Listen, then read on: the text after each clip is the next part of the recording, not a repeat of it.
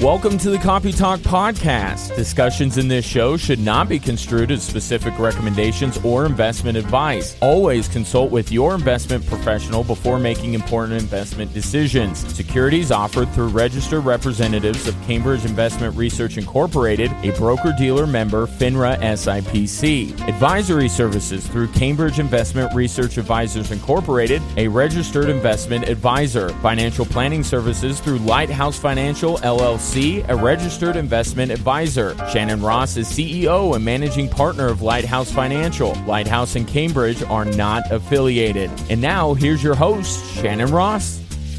Well, welcome to today's broadcast of Copy Talk, everyone. We are in remote settings today, trying something a little different on for size.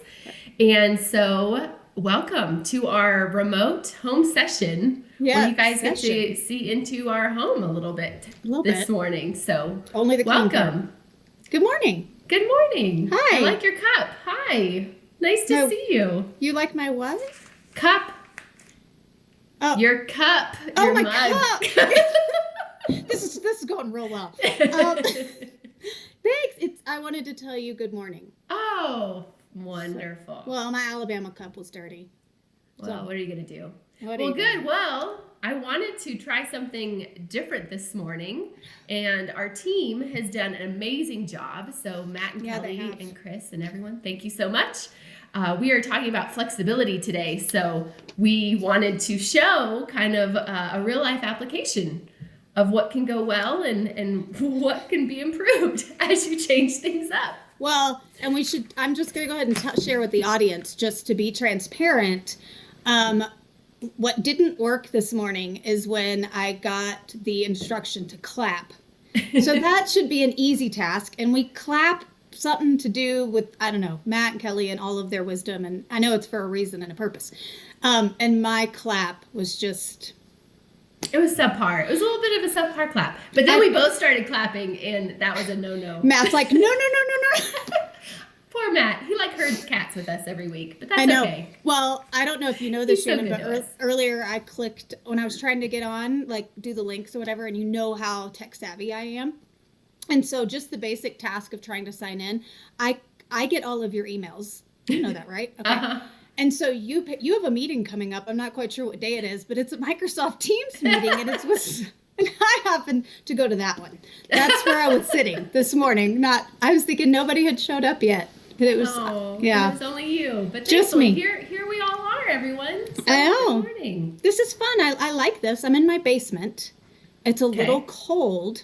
You should know because it is cold in your basement. It's cold. It's pretty. Well, if I was upstairs, it would just be mass chaos between my dogs barking and my husband working. However, I was prepared to be cold, so I wore this sweater that I just got. It's new. And I kind of look like a linebacker. Well, it looks like it has shoulder pads, but it does not. Right?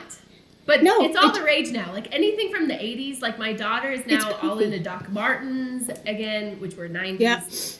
With the whole Stranger Things phenomenon, which season 4 is coming. Love it. In 2022. Yep. But yes, so she keeps, shocking me with what her fashion style is now. And I'm like, that's a throwback for sure. Yeah, and I hate 80s style. People love it, and I'm not an 80s fan. I'm an 80s I don't think baby. I can go back. I don't think I can go back there. No. But, so we'll see. But I'm in my office. You can see I have, my love for horses. The horse. So I have a horse, white horse head in the back. So yeah, I like it. This is my quiet space. So. Well, speaking of horses...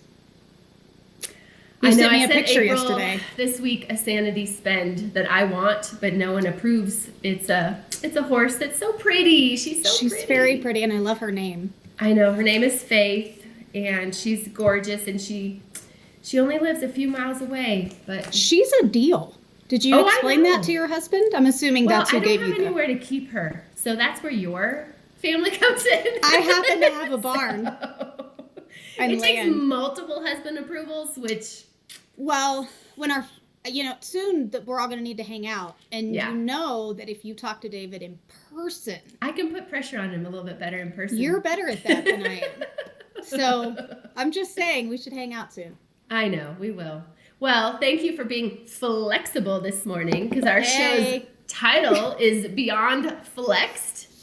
So today, flexibility is a big topic that we're going to cover, and it's just kind of hit this week, and which is a good week for it to hit, and so we had to be flexible, and we wanted to turn the show into a remote show just to kind of test its capabilities, and it's great. Mm-hmm. So, as we continue on EQ, flexibility is the first skill set in distress management. So last week, if you remember, we finished up decision making. We spent a lot of time there because of all the decisions upon us every day, every week for the last 2 years. Right. And it doesn't seem to slow down because COVID's not slowing down and lives don't slow down. No. The decisions that used to be so easy.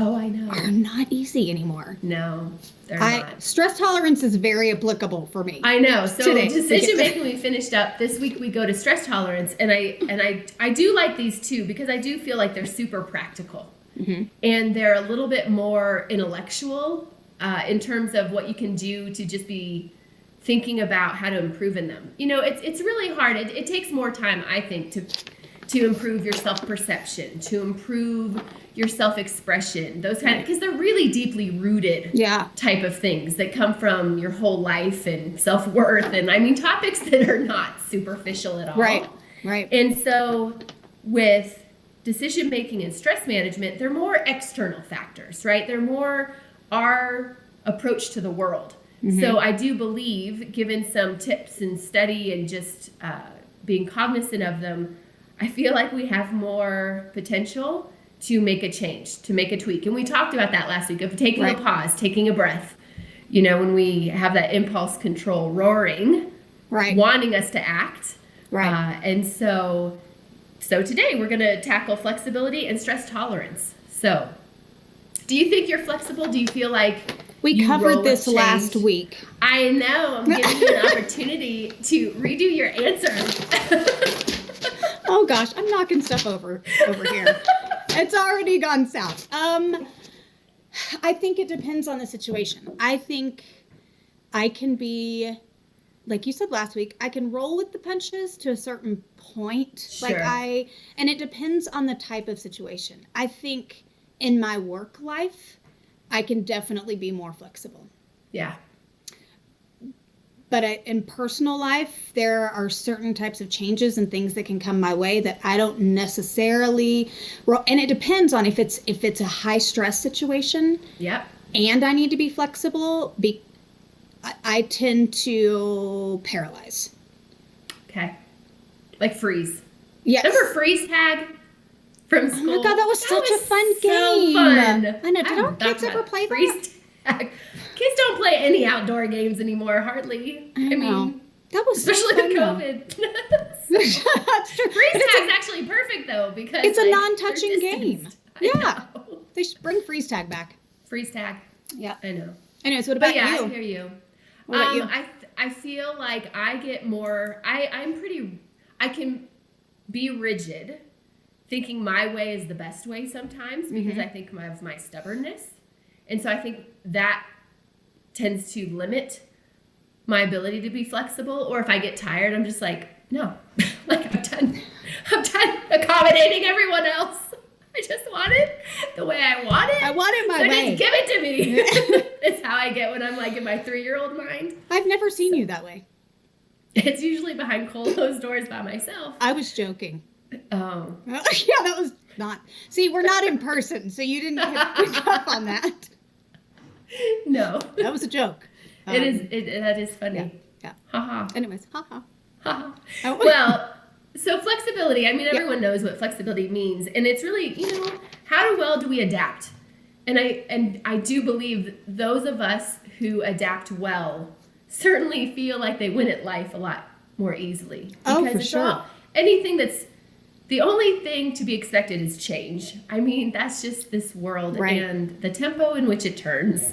Mm-hmm. And so as I prepared for flexibility today, I was actually one of my favorite topics, and I think we've mentioned it a time or two on this show, but sometimes it's hard for people to understand or even think about, like, okay, well, if I love change or if I hate change, I think a lot of people out there probably on that I don't really prefer change side.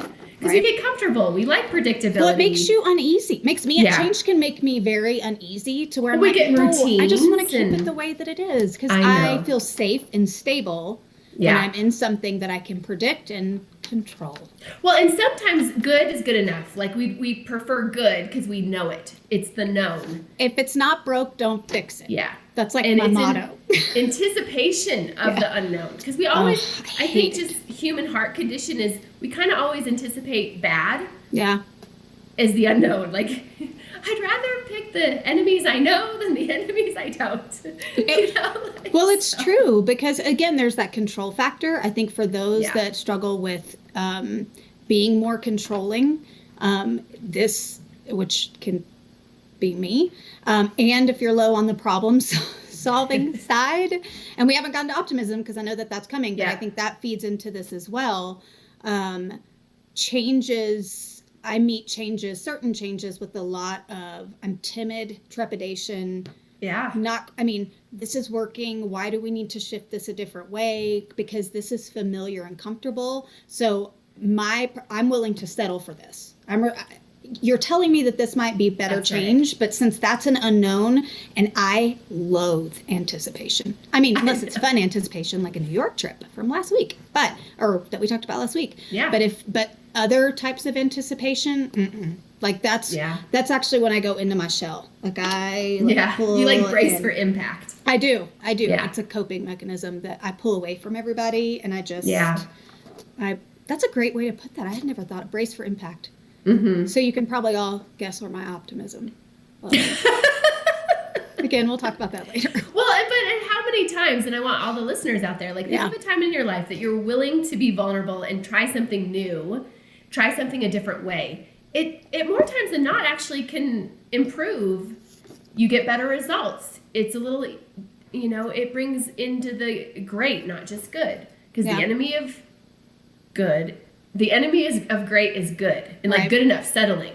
Like if we're willing to push through into the deep waters, that's oftentimes where we find what we've always wanted, because we're willing to risk it, we take a chance, and we're willing to embrace change. And I think those that embrace change definitely have, not life beat, because life is still life, but they can definitely surf on the waves instead of getting, bombarded by the waves. Yeah.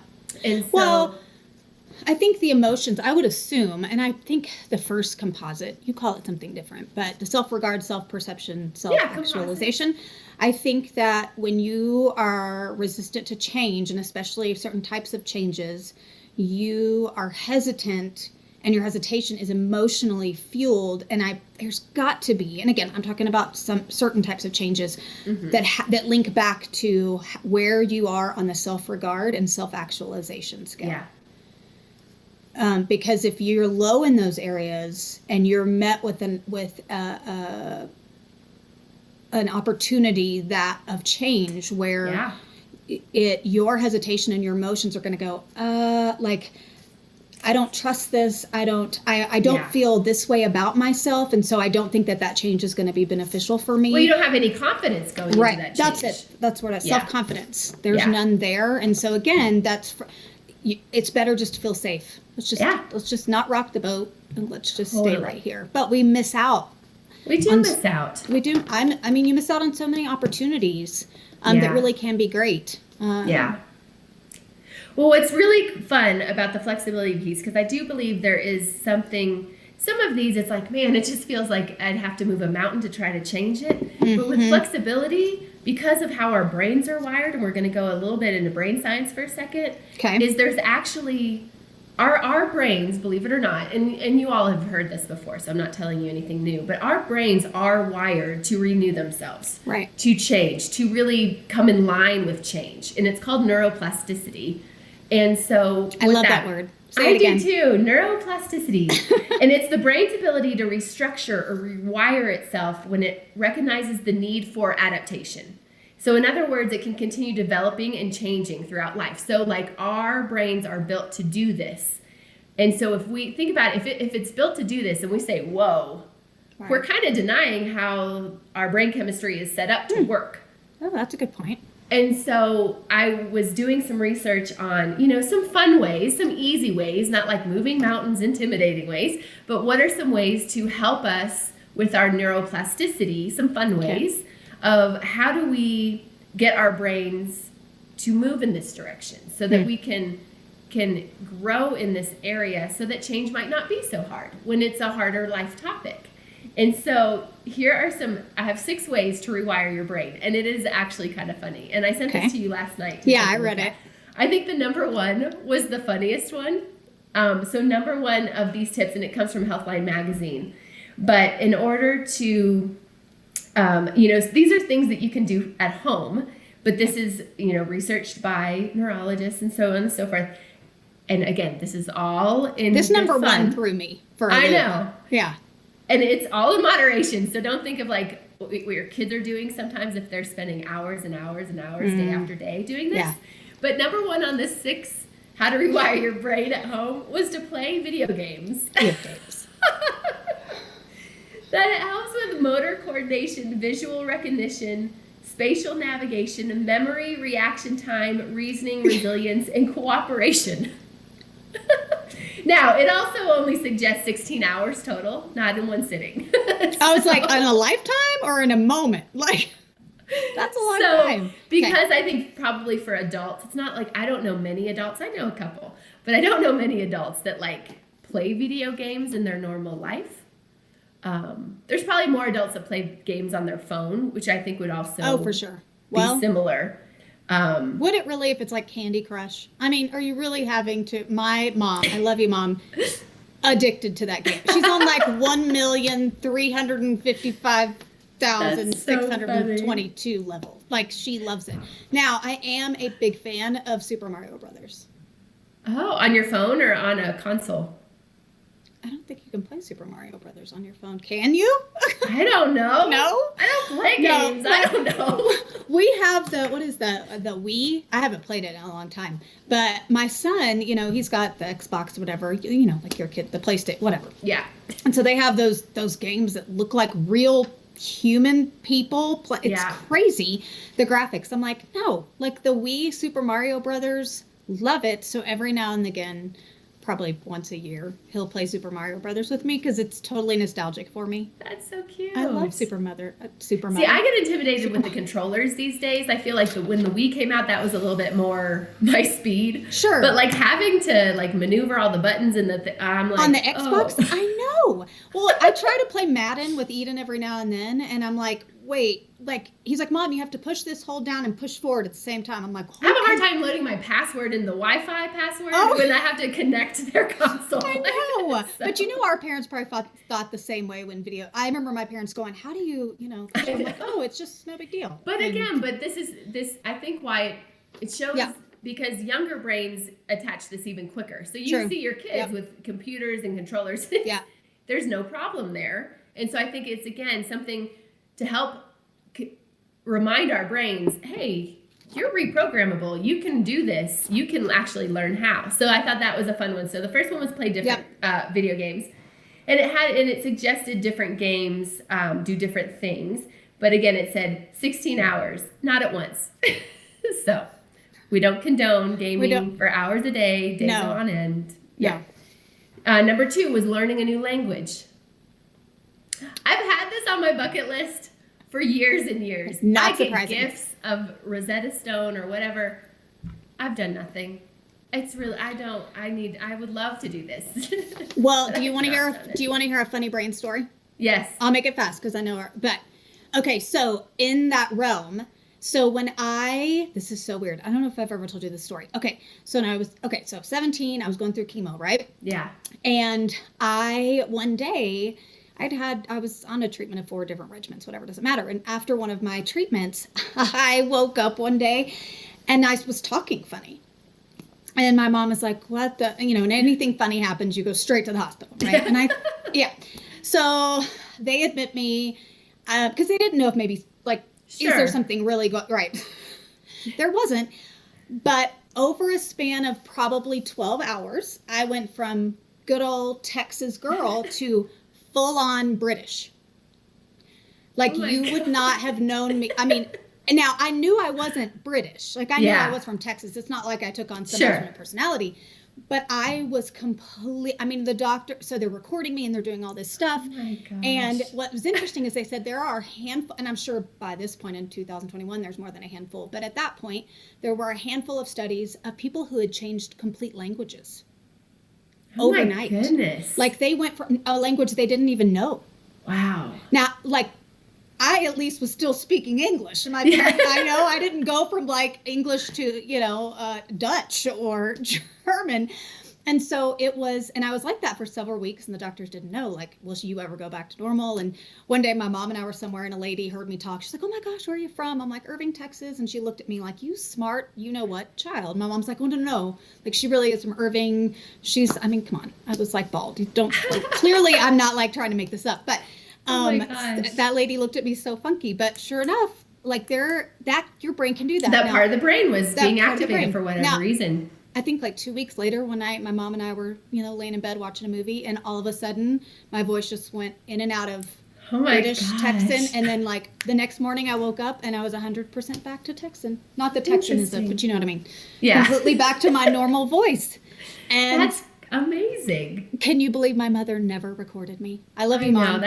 Well, back then there wasn't that many things to record you on back then. I'm sure it's somewhere. There was like their answering machine, maybe, but that's it. Right. I'm sure Dallas Children's has the archives of it somewhere. But isn't that that your brain? Gosh. Yeah. And they assume that it's because I watched. They're like, what did you watch like a week before you had this treatment? And I had watched Sarah Ferguson on Oprah Winfrey, and my brain just something. A switch was activated. So I wanted to bring that up today because I'm like that. It's true though that your brain is that powerful. It is.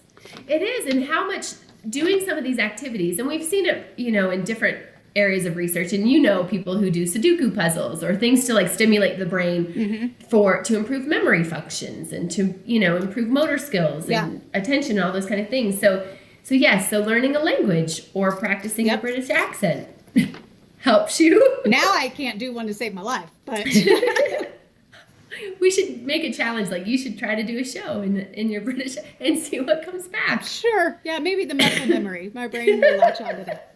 My husband would love that. Oh, well, number 3. I love that story, by the way. Thank you for sharing. That's awesome. And it's funny that you married a man who loves Britain. Loves. That is actually, I think, there's not a coincidence there somehow. I don't know how that works, but full on addiction with the Queen. Absolutely. Yes. Number 3, make music. So music is again, a really right brain stimulator. It helps you with mood, ability to learn and remember new information, concentration, and focus. Music therapy is something that is used a lot in both kids, in different educational programs, in older adults who have kind of declining cognitive abilities. And so learn an instrument. I have a piano in my dining room that I got like 8 years ago as a Christmas present. Still working on that one. I don't think I've ever seen you sit there. I think I did for the first few months. I got it. Oh, you did? I did. I even took lessons again because I took it as a kid, so I took it again. Yep. It's been a while. That's pretty.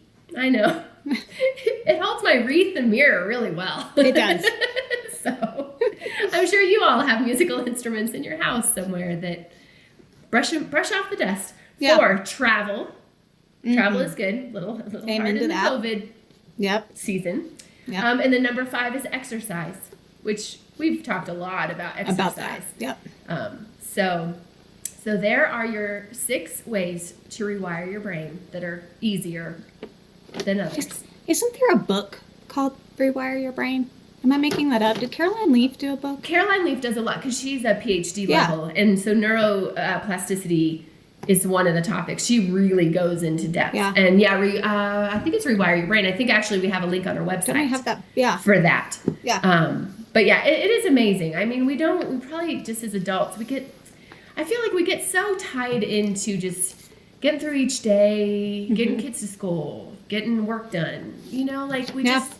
We lose kind of the self-care. I think neuroplasticity could be a part of self-care because it just helps. It helps our ability to adapt and change. So Well, I think as play we get video older, games, everyone. You heard it here. Play video games. My son Andrew's going to be like, see, Mom, you said I could play this video game. He's going to love this YouTube this podcast. Well, I think as we get older, we get so busy, we stop learning. Yeah, we do. Yeah. And I love to learn. There's got to be something too about like even enrolling in classes. If there's a certain topic you want to study, I always think about doing that. Yeah. Like, well, and the tie-in, when you try something new and you attach positive emotions to like small successes in that new area, because anything new is uncomfortable, right? Because you're not good at it, you're learning it, you fumble your way through it. Yeah. But attaching that positive reinforcement, that's part of the process that helps you embrace change over the long haul. So hey, there you go. We can all get better, you know. And I only said, first time. Look at me. Oh, I don't have my pen to keep the tally marks. And if you're too high in flexibility, you can imagine you'll do anything. You'll be like, hey, sure, is your lifetime motto. So, which is not necessarily good. So I guess there is a being too high in flexibility. I don't think most of the listeners of the show, nor us, will ever push that limit. But no, it's out there. It exists somewhere. Is it? Because you may lack conviction, so you're always just kind of. Oh, you might be wishy-washy. Or a thrill seeker where you're always just like, sure. Like you'll try anything, and that can become dangerous. Obviously, that's true. That may lack some wisdom. And you struggle to commit something to something to its completion. So you might have lots of projects that are halfway finished throughout your house or whatever, so those are just signs. Too low, we already talked about, like being rigid, being fearful to try something new, really, allowing your routine to never change. And no one wants that. We fall into that, I think, pretty easily. Mm-hmm. But I don't like mine to change. I know. I do to a certain point, but we can all... I do if it benefits me. If you're incentivized properly, you can change real quick. Absolutely. And I can understand that.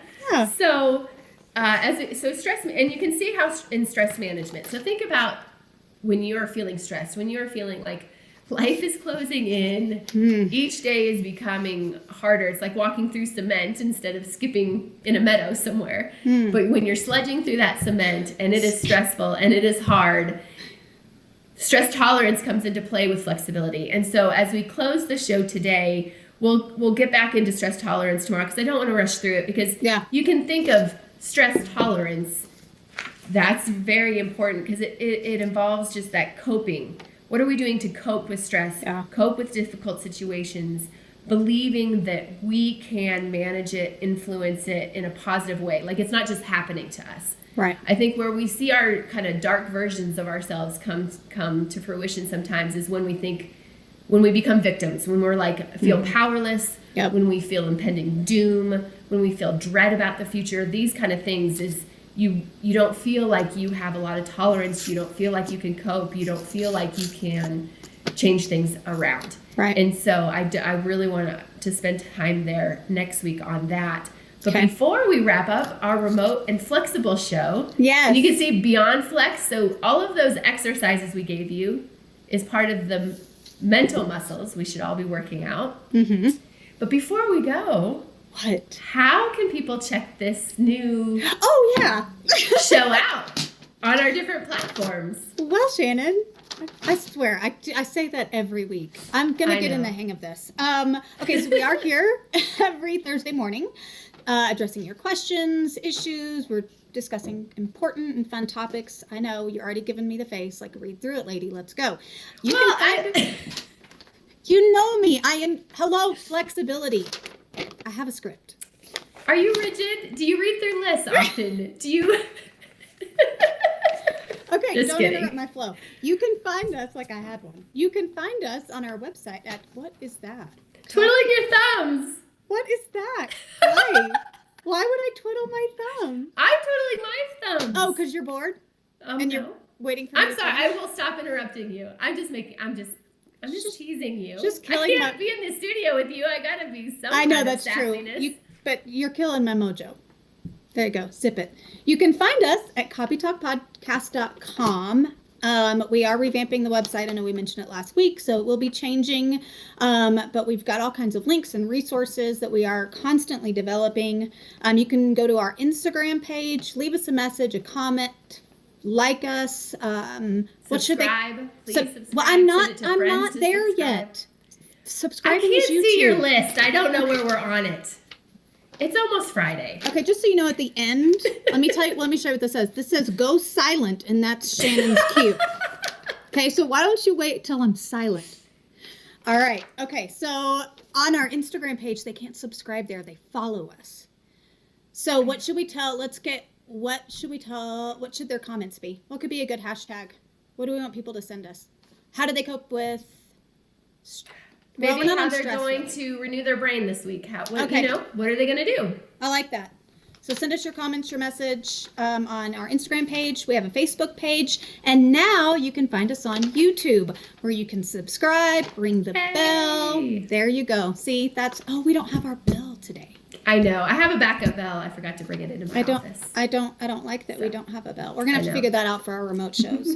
But yeah, like us, subscribe, click the bell. We're so thankful for our listeners. Please tell your friends. We're so grateful that we get to engage with you. And now I go silent. Shannon, that's your cue. Thank you for joining, and we'll see everyone next week. I'm terrible at this. You did great. We'll see you next week, everybody. Thanks, everybody.